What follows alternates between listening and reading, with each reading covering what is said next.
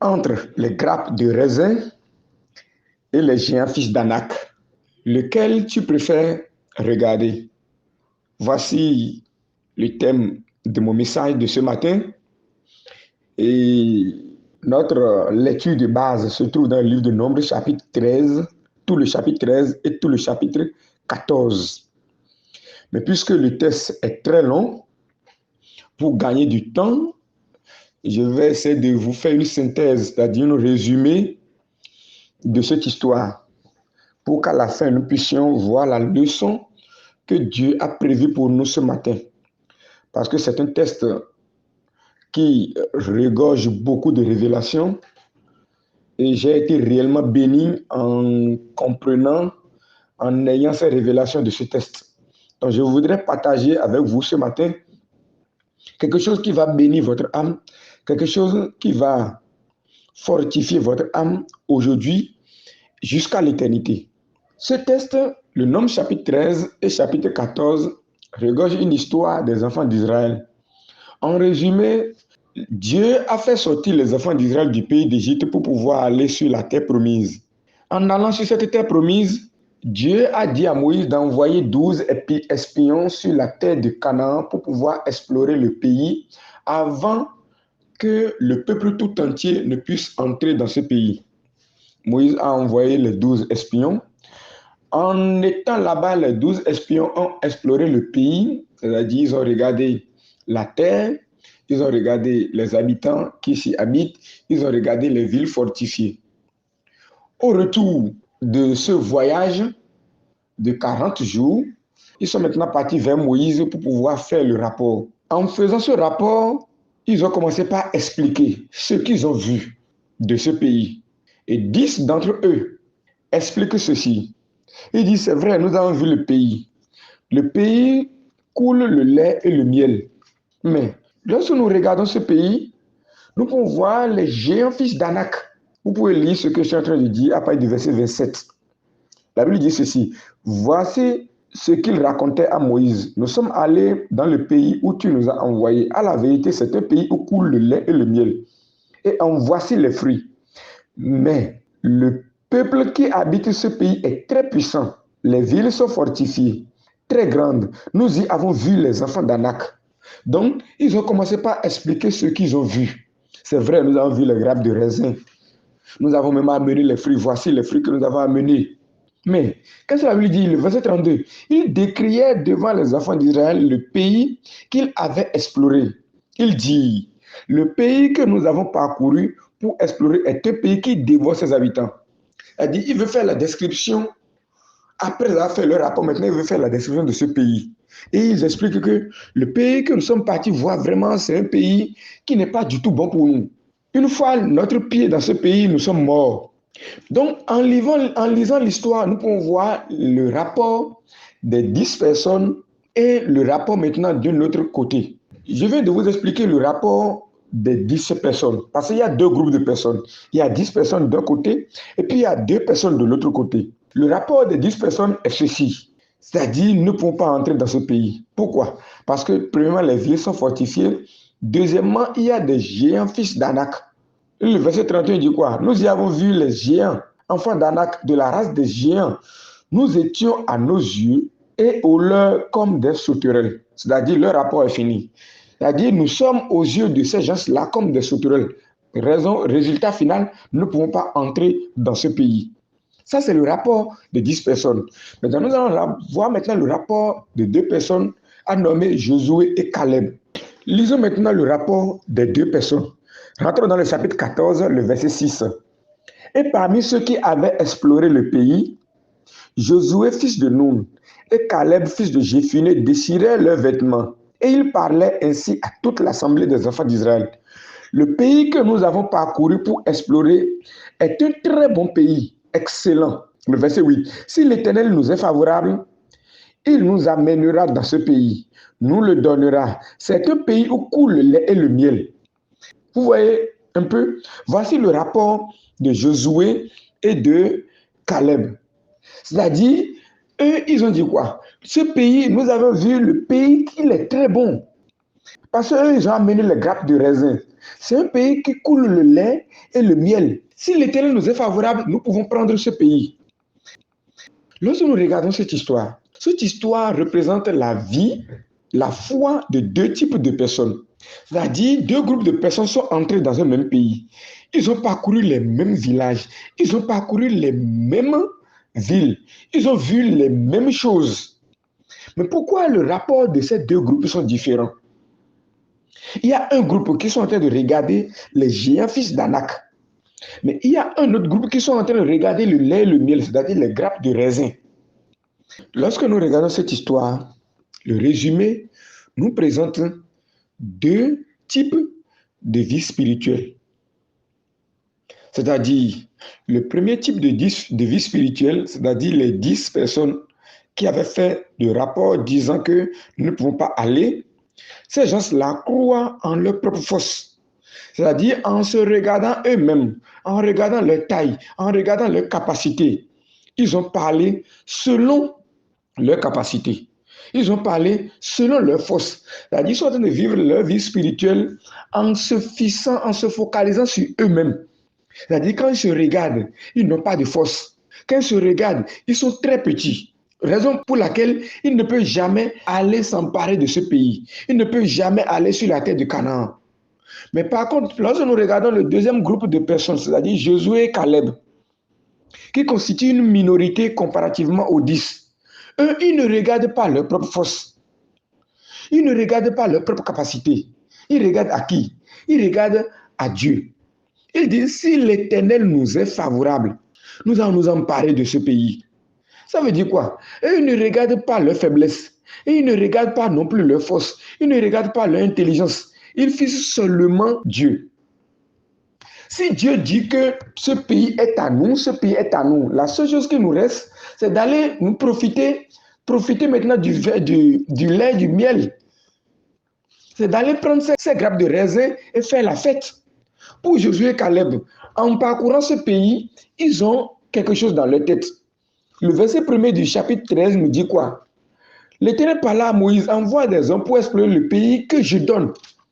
Ça veut dire quoi? Selon Josué et Caleb, le pays est déjà donné. Donc, en parcourant ce pays, ils ne regardent même pas les obstacles parce que les géants fils d'Anak ne les concernent pas. Les obstacles de ce pays ne les concernent pas. La seule chose qui les concerne, c'est le bénéfice qu'ils peuvent en tirer de ce pays. Ah, lorsque nous regardons ce pays, c'est un pays excellent. C'est un pays qui est très bon. C'est un pays qui coule le lait, le miel. Il y a beaucoup de jolis bâtiments. L'espérance de Joseph et Caleb ne regarde même pas les géants fils d'Anak. Parce que ce ne sont pas eux qui veulent s'occuper de ces géants. C'est Dieu qui veut s'occuper de ces géants. C'est Dieu qui veut prendre en charge ces géants. Mais Josué et Caleb veulent prendre en charge quoi? C'est-à-dire quoi? La bénédiction. C'est très important. Beaucoup de chrétiens aujourd'hui, en menant leur vie spirituelle, regardent à eux-mêmes. C'est pourquoi quand tu leur poses la question, à cause de leur faiblesse charnelle, tu es pécheur ou bien tu es juste? Tout le monde est pécheur. Nul n'est parfait sur cette terre. C'est un langage commun que nous écoutons dans la bouche de beaucoup de chrétiens aujourd'hui. Mais pourquoi ces gens-là disent qu'ils sont des pécheurs? Parce qu'ils regardent simplement à leur faiblesse charnelle. Au lieu de regarder à Dieu, au lieu de regarder au sang de Jésus qui est versé sur la croix, qui a effacé nos péchés, ils regardent à quoi? Ils regardent simplement à leur faiblesse. Alors que la Bible nous dit que Jésus-Christ est venu sur cette terre et puis il est allé à la croix à cause de nos péchés. Il a purifié nos péchés. Mais beaucoup de chrétiens aujourd'hui ne regardent pas ça. Ils regardent à leur faiblesse charnelle. Je suis pécheur, je suis pécheur. Nul n'est juste, nul ne peut jamais être parfait. Pourquoi? Parce qu'ils pensent que ce sont leurs forces qui veulent accomplir la justice. C'est de par leurs forces qu'ils vont accomplir la justice. L'histoire de Nombres chapitre 13, Nombres chapitre 14 nous montre clairement cette différence de la vie spirituelle de beaucoup de chrétiens aujourd'hui. Josué et Caleb, pour eux, ils ne regardent pas quoi? Ils ne regardent pas aux géants fils d'Anak. Ils ne regardent pas non plus à leur force ni à leur capacité. De même, ils ne regardent pas aussi à leur propre force ni à leur propre capacité. Pour eux, Dieu s'en occupe. C'est un peu comme la reconnaissance de David dans le livre de Psaume 23. Beaucoup de gens lisent cette psaume. Mais regardez un peu le verset 5. Il dit, tu dresses devant moi une table en face de mes adversaires. Tu oins d'huile ma tête et ma coupe déborde. Alors, Dieu m'a fait méditer un peu le livre de Psaume, chapitre 23. Arrivé au niveau du verset 5, j'étais réellement ébloui par ce que Dieu m'a révélé dans le verset 5. Dieu a dit, tu dresses une table devant moi en face de mes adversaires. C'est-à-dire, qu'est-ce que Dieu veut que je regarde? Il veut que je regarde mes adversaires ou bien il veut que je regarde la table qui est devant moi. Sur cette table, il y a quoi? Il y a le vin et ma coupe est débordante. Il y a l'huile qui oint ma tête. C'est-à-dire quoi? Sur cette table, il y a la bénédiction. Mais cette table a été dressée où? Pas derrière mes adversaires, c'est-à-dire en face. C'est-à-dire, par là, Dieu veut m'apprendre la vie de foi. Qu'est-ce que je dois regarder? Je dois regarder mes adversaires ou bien je dois regarder la bénédiction, c'est-à-dire la table qui est dressée devant moi. Josué et Caleb, même chose. Ils ont eu le cœur de David. Ils n'ont pas regardé les géants fils d'Anak. Ils ont regardé quoi? Les grappes de raisin, le lait et le miel qui coulent. Raison pour laquelle ils peuvent dire, ce pays est très bon. Ce pays est à nous. Alors, beaucoup de chrétiens savent aujourd'hui que Jésus-Christ est mort sur la croix pour pouvoir nous donner de la bénédiction. La première bénédiction que Jésus nous a donnée, c'est sa justice, c'est sa sainteté, c'est sa perfection. Lorsque nous regardons le livre de Hébreux chapitre 10, le verset 10, la Bible dit ceci. C'est en vertu de cette volonté que nous sommes sanctifiés par l'offrande du corps de Jésus-Christ une fois pour toutes. Et tandis que tout sacrificateur fait chaque jour le même service et offre souvent les mêmes sacrifices qui ne peuvent jamais ôter les péchés, lui, après avoir offert un seul sacrifice pour les péchés, s'est assis toujours à la droite de Dieu. Alors, lorsque nous regardons le livre de Hébreux, chapitre 10, du verset 10 au verset 12, la Bible dit que Jésus a fait un seul sacrifice pour le péché. Et puis, il s'est assis toujours à la droite de Dieu. Le verset 14 dit, car par une seule offrande, il a amené à la perfection pour toujours ceux qui sont sanctifiés.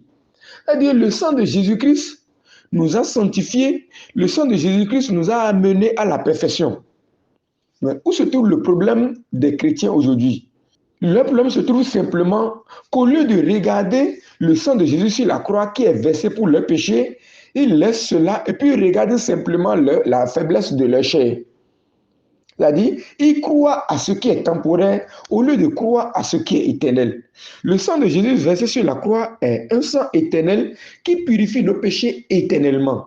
Parce que le verset 10 dit, c'est en vertu de cette volonté que nous sommes sanctifiés par l'offrande du corps de Jésus-Christ une fois pour toutes. C'est-à-dire, le sang de Jésus est versé et puis Jésus nous a pardonné nos péchés une fois pour toutes. Il nous a sanctifiés une fois pour toutes. Mais puisque nous vivons sur la terre, puisque nous avons toujours la chair, nous avons livré notre foi à notre chair. Nous avons livré notre foi à nos faiblesses charnelles, témoignant selon notre chair, selon notre capacité. Notre capacité ne peut jamais nous amener à la justice de Dieu. Notre capacité, notre endurance, notre amour charnel ne peut jamais nous amener à accomplir la justice de Dieu. Mais malgré ça, nous nous fions à cette capacité charnelle. Et nous disons toujours que nous sommes des pécheurs. Quand tu poses la question à un chrétien, tu es pécheur ou bien tu es juste? Il dit, nous sommes tous pécheurs. Nul n'est juste sur cette terre. Nul n'est parfait sur cette terre. Il regarde quoi en donnant ce témoignage? Il regarde leur faiblesse charnelle. Il ne regarde pas au sang de Jésus-Christ qui est mort pour leur péché une fois pour toutes. Il ne regarde pas au sang de Jésus-Christ qui s'est sacrifié à cause de leur péché. Il regarde simplement à leur faiblesse charnelle. Alors que la chair que nous portons, cette faiblesse charnelle a un temps. Lorsque la chair retournera à la poussière, toutes ces faiblesses vont disparaître. Ce sont des faiblesses temporaires. Nous sommes dans une tente temporaire. Mais le sang de Jésus sur la croix est éternel. Le sang de Jésus-Christ sur la croix n'est pas limité dans le temps ni dans l'espace. La croix de Jésus est en dehors du temps et en dehors de l'espace. Mais nos faiblesses, nos capacités, sont dans le temps, sont limités dans le temps et dans l'espace. Josué et Caleb préfèrent croire aux grappes de raisin, au lait et au miel qui coulent car ces choses sont éternelles. Mais les géants fils d'Anak, c'est des choses temporaires. Bientôt, Dieu va s'occuper d'eux. La chair que nous portons, la Bible dit, nous serons revêtus d'une autre chair plus glorieuse que ça. La Bible dit que Dieu va nous donner maintenant une autre chair. Cette chair va retourner à la poussière. La mort va engloutir cette chair. Mais pourquoi je vais me fier à cette chair pour dire que je suis pécheur? Nous devons regarder aux choses invisibles et non aux choses visibles. Alors regardons un peu le livre de 2 Corinthiens chapitre 4, le verset 18. La Bible dit, parce que nous regardons non point aux choses visibles, mais à celles qui sont invisibles, car les choses visibles sont passagères et les invisibles sont éternelles. Vous voyez un peu? La Bible dit, les choses visibles sont passagères. Votre chair est passagère, vos faiblesses sont passagères. Ne regardez pas à votre chair pour dire que vous êtes pécheur. Regardez à votre esprit, qui n'est pas limité dans le temps ni dans l'espace. Regardez au sang de Jésus sur la croix, qui n'est pas limité dans le temps ni dans l'espace. C'est pour cela que la Bible nous révèle que le sang de Jésus sur la croix a purifié le péché éternellement, c'est-à-dire nos péchés passés, nos péchés présents et nos péchés futurs. Ne regardons pas à notre faiblesse de la chair pour dire que nous sommes pécheurs. Raison pour laquelle beaucoup de chrétiens iront en enfer. Beaucoup de personnes iront en enfer. Pourquoi? Parce que simplement, ils préfèrent croire aux choses visibles qui sont passagères que de croire aux choses invisibles qui sont éternelles. Ma prière à tout un chacun de vous ce matin est que vous puissiez porter votre foi, pas sur ce que vous voyez, mais plutôt sur ce que Jésus-Christ a fait. Ce que Jésus-Christ a fait est éternel. Mon ami, Jésus a pardonné tes péchés éternellement. Tu habites dans cette tente de faiblesse, c'est vrai. Mais ne regarde pas à cette faiblesse-là. Tu as des dépendances, c'est vrai. Ne regarde pas à cette dépendance. Laisse Dieu s'occuper de tes faiblesses. Laisse Dieu s'occuper de tes péchés. Et toi, regarde à la bénédiction que Jésus t'a accordée. Regarde à la justice que Jésus t'a accordée. Regarde à la sainteté que Jésus t'a accordée à travers son sacrifice sur la croix. Josué et Caleb, ne regarde pas les géants fils d'Anak. Pourquoi? Parce que c'est Dieu qui veut s'en occuper des géants fils d'Anak. Mais Josué et Caleb regardent seulement au vin et au miel. Ils regardent seulement au raisin. Ils regardent seulement à toute cette bénédiction, à toute cette plénitude que Dieu les a accordées en Canaan. Mais les 10 autres espions ont été maudits, sont morts. Pourquoi? Parce qu'eux, ils préfèrent non regarder à Dieu qui veut s'occuper des géants fils d'Anak, mais regarder à eux-mêmes, pensant que ce sont eux qui veulent s'occuper des géants fils d'Anak. Ils ont méprisé Dieu. C'est pourquoi Dieu les a condamnés. Beaucoup de chrétiens aujourd'hui méprisent Dieu. Dieu a envoyé Jésus pour mourir pour nos péchés. Mais au lieu de regarder au sacrifice de Jésus qui est mort pour nos péchés, les gens préfèrent regarder à leur propre force. Celui qui méprise Dieu ne peut jamais rentrer dans la plénitude que Dieu a préparée pour lui. Il ne peut pas vivre une vie d'espérance.